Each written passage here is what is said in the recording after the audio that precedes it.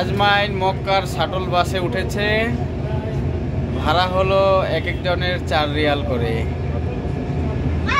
এই গাড়িটা আমাদের হোটেলের সামনে নামিয়ে দিবে। মসজিদুল হারাম থেকে হোটেল পর্যন্ত আমাদের দুইজনের 8 রিয়াল লাগছে। বাসায় যেয়ে কি করবে আজমাইন বলো? আর কি করবে? তুমি কোথায় গিয়েছিলে আজকে?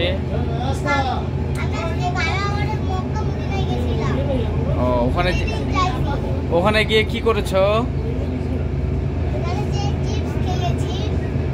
নামাজ পড়েছো?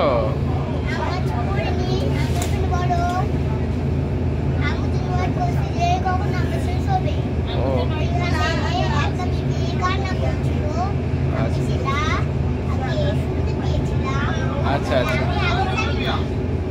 তোমার এই মক্কা মদিনা কেমন লাগছে? তুমি আর কতদিন থাকতে চাও এখানে? কত? তাই?